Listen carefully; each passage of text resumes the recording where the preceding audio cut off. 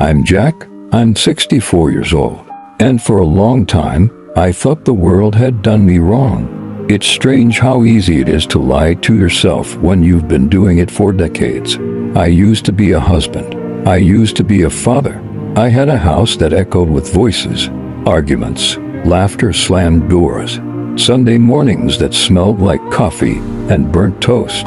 Back then, I thought I was the center of everything. I thought my anger was honesty, my control was strength, and my silence was punishment enough to keep people in line.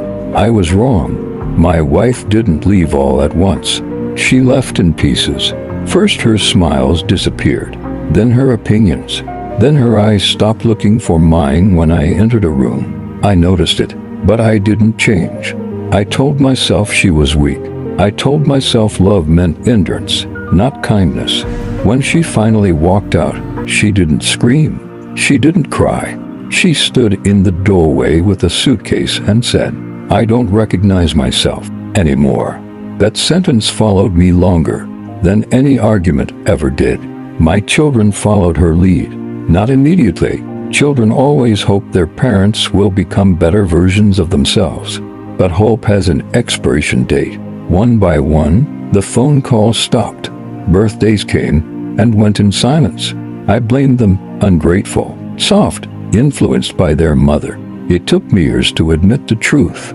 I was toxic, not loud every day, not violent, not cruel in the way movies portray it, but slowly poisonous. I criticized more than I listened. I demanded respect without giving it. I loved, but only on my terms. And when people tried to tell me I was hurting them, I called it disrespect. By the time I was 58, I was alone. Alone is a quiet word, but it's heavy. It sounds like keys dropping on a table where no one is waiting. It tastes like dinner for one eaten over the sink. It feels like talking to the television just to hear a human voice answer back. The worst nights were the honest ones.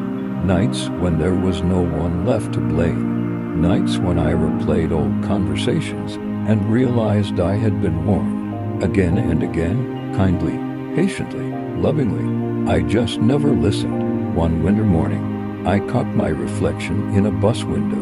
My shoulders were hunched. My eyes looked tired in a way sleep couldn't fix. I didn't recognize myself either. And for the first time, instead of feeling angry, I felt ashamed. That was the day I stopped running. I started small, painfully small. I learned to sit with my thoughts instead of numbing them. I learned to apologize first to myself, then on paper to people who might never read my words. I went to therapy, even though I told myself for years it was nonsense. Turns out, facing yourself is harder than facing the world. I learned that being right can cost you everything. I learned that love is not about control, but care.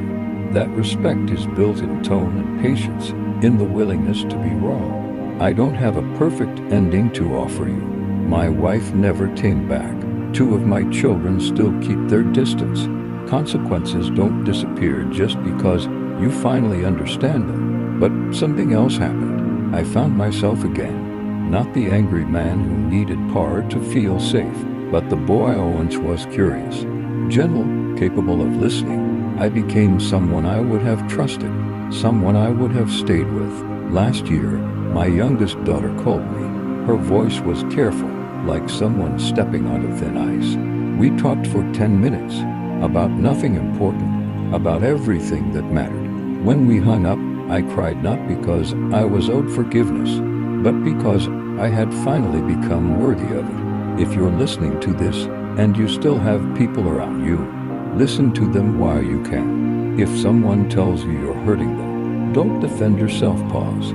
Pride is loud, but regret is louder in the end. I lost my family before I learned how to love them properly. Don't make my mistake.